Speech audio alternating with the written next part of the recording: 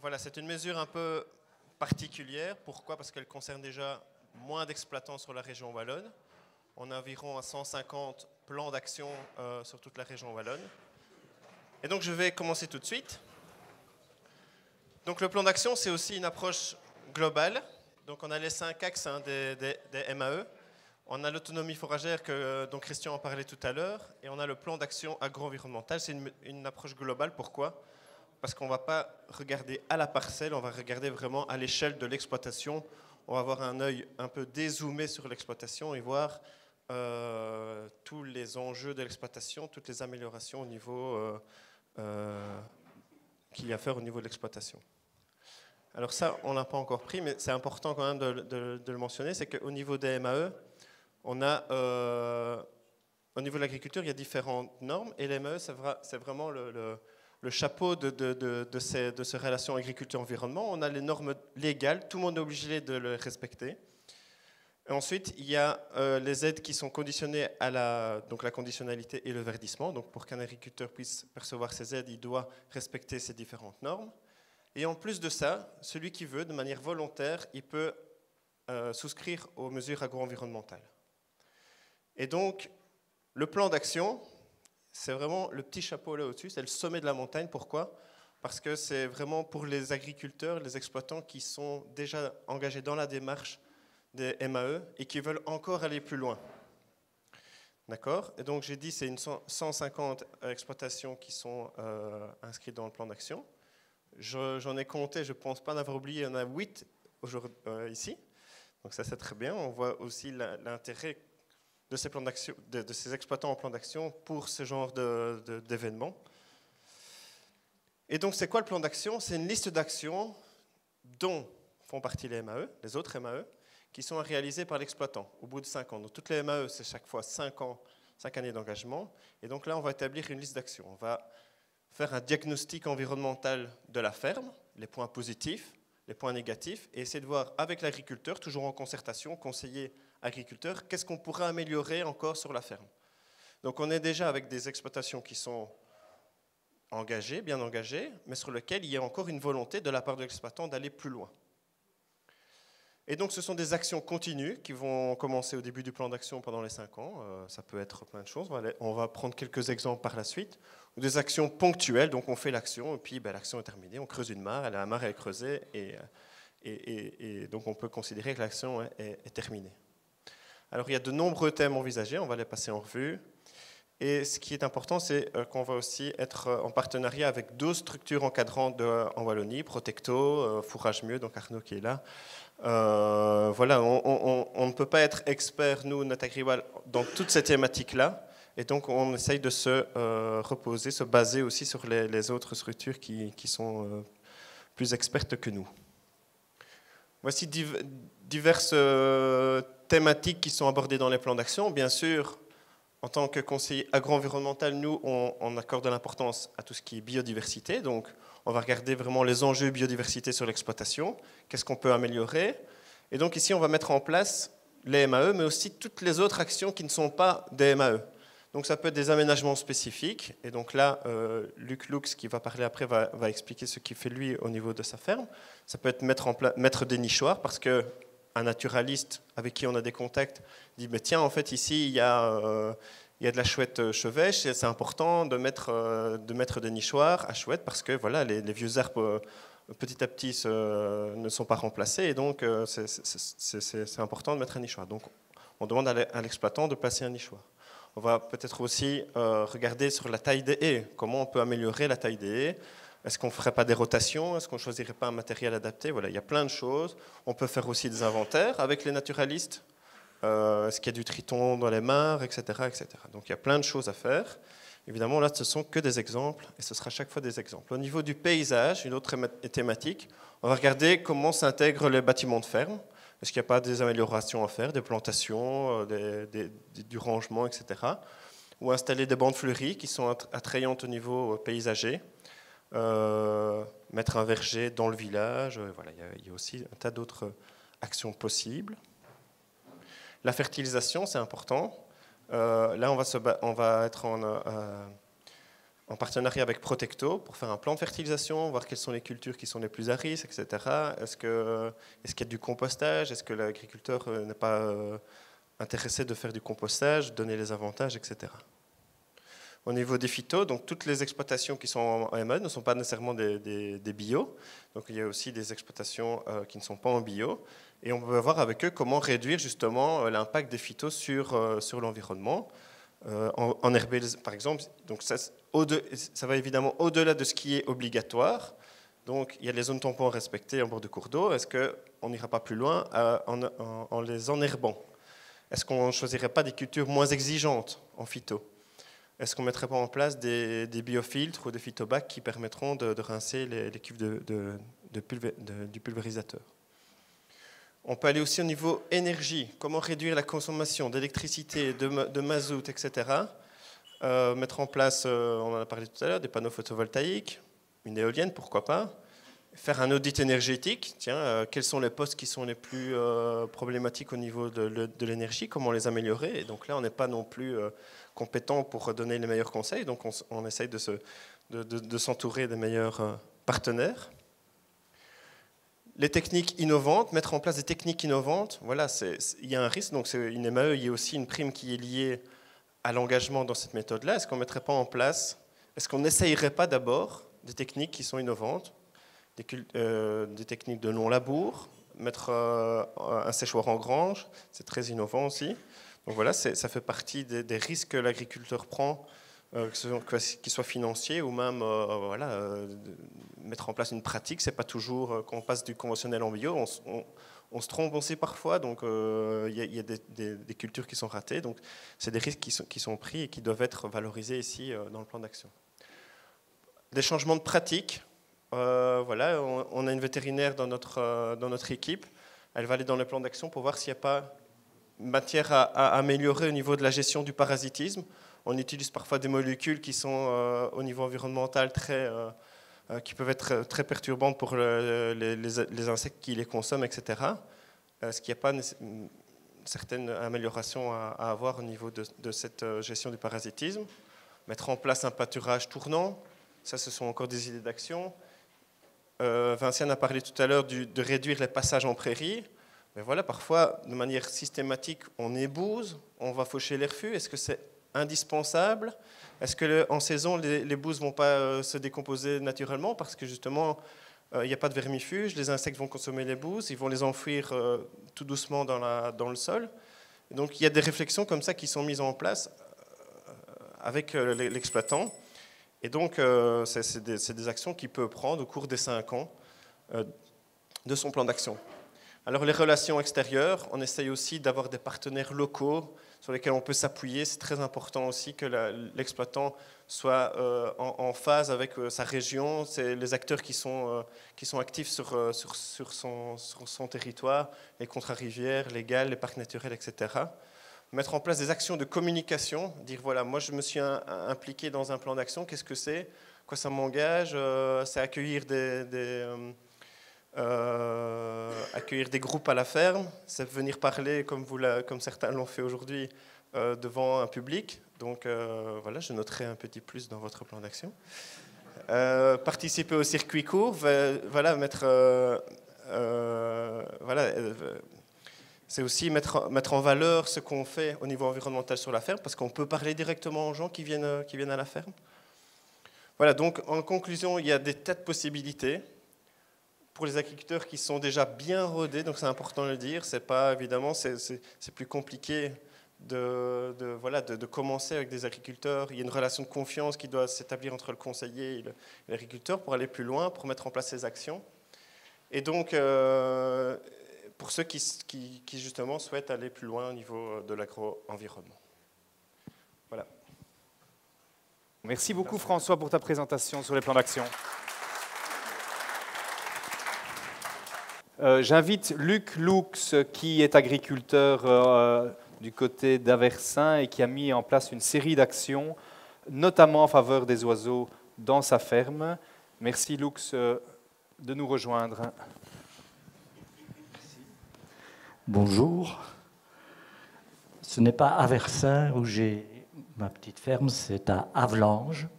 et principalement à Montenier, qui est un petit village condrusien sur la commune d'Avlanges. Et donc j'exploite actuellement une ferme tout en pâturage de 34 hectares. Alors, il y a quelques mots qui sont apparus comme ça, quelques termes qui sont apparus lors des présentations, entre autres paysage. Je pense que paysan, paysage, c'est lié, et je pense qu'on a tendance peut-être à oublier un petit peu cette fonction que l'agriculteur, c'est aussi quelqu'un qui façonne les paysages. Bon, il y a une époque où les agriculteurs ont façonné tous ces paysages jusqu'à la révolution industrielle, surtout au début du XXe siècle. Et puis, il y a eu une révolution qui a oublié au profit de la production. Donc, après-guerre, M. Mansholt a présenté son plan de remembrement et toute cette extension d'agriculture productive, cette notion de paysage a complètement disparu. Et ce qui est bien, évidemment, aujourd'hui, c'est qu'à travers ces mesures MAE, on peut aussi reconstruire des paysages. On a parlé d'intégration, mais voici un petit village qui est intégré déjà, je vais dire, dans un paysage qui est très attrayant. Et donc la ferme se situe à l'extérieur du village. Alors, je vais vous montrer quelques aménagements spécifiques dans le cadre des plantations de haies, où la particularité, donc je suis sur une ferme avec un élevage de bovins limousins, je dirais rustique, parce que tout ce qui rime avec biodiversité, je pense, c'est aussi des élevages de bovins qui peuvent s'adapter facilement à ce qu'a toujours été le cas pour eux, c'est-à-dire à l'herbe et à ce que toute la richesse autour de l'herbe peut leur procurer. Alors je vais vous donner avant de faire quelques considérations, mais je n'aurai pas le temps sans doute. Donc paysage aussi, lien au sol, j'ai entendu, je crois que c'est important aussi. Si les anciens nous entendaient, ils entendraient toutes ces règles, tous ces codes. Je pense qu'il y en a certains qui surgiraient hors de leur tombe parce qu'il fut un temps, et il y en a encore aujourd'hui, il suffit de voir un petit peu ce qui se passe au sud de l'Europe, dans ces grandes steppes, où on a un lien au sol qui est tout à fait différent que celui que nous adaptons parce qu'il faut bien, mais avec toute une série de règles et de codes qui, quelque part, nous perturbent et nous poussent à être respectueux de beaucoup de choses, alors que dans certaines régions, et ce qui se passait avant, c'était simplement du bon sens et une forme de survie aussi, parce qu'on pouvait produire, mais on savait qu'on avait besoin de tout cet environnement pour produire sainement et pouvoir garder une terre saine qui leur permet de recommencer tous les ans. Voilà. Où est-ce qu'on avance ici? Merci. Ah oui, donc ça passe aussi. Donc on est dans une ferme en régime biologique avec des mesures environnementales prairies naturelles et depuis la plantation du verger qui a permis de donner accès à la mesure de prairies haute valeur biologique par quelques aménagements qui sont ceux d'aménagements. On peut passer à la suivante peut-être, on verra mieux. Donc voilà, ici une différenciation, je dirais, par rapport au bocage, c'est que tous les bocages, toutes les haies ont ce que j'appelle une zone tampon. Donc la clôture ou pas la clôture n'est pas contre la haie, il y a toujours une zone tampon. L'avantage de la zone tampon, c'est d'abord au niveau de la contrainte, parce que parfois on a tendance à dire oui, mais les haies, il faut les tailler, il faut ramasser les branches, etc. Mais la zone tampon, en plus de la biodiversité qui permet de s'y développer, puisqu'on n'y touche pas, permet aussi d'y amener quelques aménagements qui sont protégés. Les pierrailles, les hôtels à insectes, les nichoirs. Petite particularité ici, le nichoir est mis sur une pierraille, c'est un nichoir à chouettes. Pourquoi la pierraille? Parce que, vous savez, les petites chouettes, quand elles descendent du nid, et qu'on les trouve, on a tendance à les ramasser et se dire la pauvre petite chouette, je vais la ramener au centre de revalidation parce qu'elle a l'air abandonnée. En fait, les chouettes descendent souvent du nid avant de pouvoir voler. Et donc, ce qui est important dans des zones qui ne sont pas trop étoffées au niveau de la végétation, c'est de leur permettre d'avoir des refuges. Et ces pierrailles, justement, avec des grosses pierres, leur permettent de tomber du nid, et puis de retrouver des refuges dans les pierrailles. Aussi, ici, plutôt que de mettre un tube dans le nichoir à l'horizontale, c'est une protection donc, PVC que j'ai mis autour du piquet. Donc, les strates de haies, oui, j'en ai peut-être pas. Oui, il y a des strates qui sont taillées, il y a des haies qui ne sont pas taillées. Alors, au début, on pensait faire plusieurs strates comme le faisaient les anciens, parce que les anciens, c'était d'abord l'utilité qui dirigeait leur façon de gérer les haies, c'est-à-dire qu'il fallait des fagots, donc on coupait des haies avec des fines branches, et puis on faisait des outils, et puis on faisait des meubles. Et bien sûr, on n'a plus beaucoup d'illustrations de ce que faisaient les anciens, mais il y a des endroits où les haies, c'était comme ça. Et on y revenait après autant de temps, en fonction de l'utilité que la haie, des moyens que la haie pouvait leur donner. Alors, aujourd'hui, ben, c'est plus comme ça. Et donc, ce n'est pas facile de faire des strates différentes, même s'il y a un avantage au niveau de la biodiversité. Et donc, j'ai voulu le faire, mais j'ai abandonné, en tout cas pour l'instant, le système. Et donc, on se limite à la strate haute et à la strate qui est taillée régulièrement, avec des arbres donc, dans la haie tous les 8 mètres, ce qui permet parfois, dans ces zones tampons, d'avoir par exemple des ronciers qui sont aussi à l'avantage de toute une série d'éléments de la biodiversité. Alors voilà un avantage technique pour ceux qui diraient « oui, mais quand on taille la haie, il y a toutes les branches qui tombent à côté, et puis ça s'éparpille dans la prairie, et puis c'est embêtant. » Ben, quand vous avez une zone tampon, vous pouvez simplement laisser tomber les branches et les laisser là. Et à la limite, vous pouvez encore passer avec un espèce de broyeur pour que tout soit remis au niveau du sol. On peut passer à la suivante. Oui, ce que je n'ai pas dit, c'est que dans le plan d'aménagement, il y a un plan d'action, et vous l'aurez vite compris, qui est un plan d'action ornithologique. Pour arriver à ce plan d'action, donc, il y a aussi on a creusé des mares et protégé les zones avec les écoulements d'eau. Ça, c'est un milieu, j'ai bien dit, on est en Condro, on n'est pas en Famenne. En Condro, ben, il y a des oiseaux qui ont disparu, qu'on espère voir revenir. C'est un milieu favorable, par exemple à la pie-grièche écorcheur. C'est un des objectifs, oui. Alors, je vais peut-être passer ça parce qu'on ne va peut-être pas y arriver. Le Condro, il a aussi ses caractéristiques. Les dolines, ce sont des changements du relief qui sont provoqués par des effondrements, par la roche calcaire qui s'érode avec les écoulements d'eau. Et donc, dans certains cas, j'ai fait des aménagements autour des dolines parce que c'est un élément naturel que je trouvais qu'il valait la peine aussi d'être conservé, qui a toutes ses fonctions, mais on ne va pas en parler aujourd'hui. Alors là, ben, il y a beaucoup de nichoirs partout. C'est sûr que le nichoir, c'est important. Quand on plante des haies, ce n'est pas parce qu'on a planté la haie qu'on se dit « ah ben maintenant, les oiseaux, ils vont revenir ». Mais non, parce que je vous ai parlé tantôt des différentes strates de haies. Pour qu'une mésange puisse nicher, il faut des vieux troncs avec des cavités.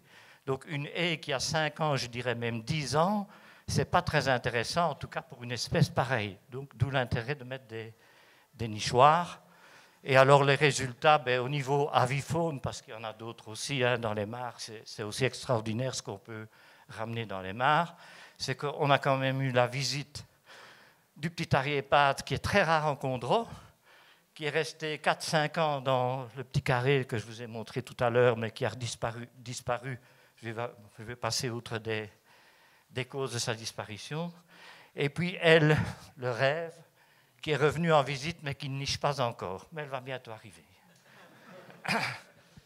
Donc je disais un élevage bovin rustique parce que c'est sûr que ce sont des bovins qui se contentent, et tantôt tu l'as illustré aussi, avec de l'herbe. Un bovin, ça mange de l'herbe, ça profite avec de l'herbe et ça fait de la viande ou du lait avec de l'herbe.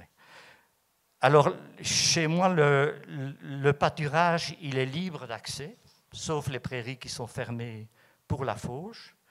Et la liberté d'accès m'a permis de découvrir aussi les compétences des bovins, c'est-à-dire qu'ils peuvent choisir eux-mêmes les zones de pâturage, et je dirais en fonction de la hauteur du pâturage, ce qui peut avoir un effet aussi pour la résistance, pour tout ce qui est vermifuge, parce que l'homme a tendance à vouloir maîtriser tout, et donc je fais du parcellement, et après autant de temps, je les remets là où je les remets, dans une autre prairie. Je crois que le bovin, quand il a la surface, et je reviens au sud de la France, dans les steppes, on n'est pas en train de régler là où le bovin doit passer. C'est lui qui décide où il passe. Et je pense qu'il est capable, instinctivement, de se dire « là, je ne passe pas parce que c'est trop ras, et je vais ramasser de la verminose. Donc je vais ailleurs. » Je ne vermifuge pratiquement jamais. C'est vraiment un cas exceptionnel, ni les veaux, ni les vaches, ni rien du tout. Je reviens tantôt à ce qu'on a dit aussi, les bousages, les fauchages de refus. Les bousages, quand vous avez une densité d'1,4 unité gros bétail, vous n'avez pas des bouses partout. Et vous avez déjà vu, parfois, on voit des tas de bouses partout parce qu'il y a beaucoup de bêtes à cet endroit-là. Et donc, instinct de l'homme, ouh là là, il y a beaucoup de bouses ici, je vais tout étaler parce que ça doit être étalé. Quand vous observez des pâturages extensifs et que vous observez les bouses, vous verrez très vite que les bouses sont très vite perforées partout. Et donc, les bouses, il y a toutes, les bousiers, entre autres, et qui sont là aussi parce que justement, si on ne vermifuge pas, ils n'ont pas de raison d'être malades ou d'être détruits. Donc je reviens à ce questionnement, en tout cas sur les ébousages, qu'on pense être absolument indispensables, mais moi je ne crois pas. Le fauchage de refus, l'année 18 a été une année exceptionnelle au niveau de la sécheresse. Exceptionnelle aussi parce qu'au mois d'avril-mai, on a eu des pluies et on a eu des récoltes de foin qui étaient extraordinaires. Donc on avait des grandes réserves. Et donc, je me suis dit, mais je ne vais pas faucher de refus. Je n'en fauchais déjà pas beaucoup, excepté des zones un peu trop... Ce qui s'est passé en 18, ces refus sont restés tels quels jusqu'au mois de juillet, l'époque de la sécheresse. Et les animaux avaient du foin à leur disposition dans l'étable. Mais avant de manger le foin, ils ont été manger tous les refus, donc qui étaient hauts, mais secs. Donc encore une fois, j'ai repensé, tiens, comment est-ce que les gens dans les montagnes, dans le sud de l'Europe, ils font? Mais quand il fait sec dans la montagne, et pour tout point de vue, on fait avec ce qu'on a. La différence, c'est que nous, on maîtrise tous les lieux, donc on met des clôtures partout. En montagne, s'il manque un peu de nourriture, on remonte un peu les étages, mais on trouve toujours. Donc ici, encore une fois, l'animal lui-même a pu maîtriser en quelque sorte des avatars du climat parce qu'on lui a permis de pouvoir se servir lui-même. Enfin, je vais m'arrêter là parce que sinon... Merci beaucoup, Luc, pour cette présentation.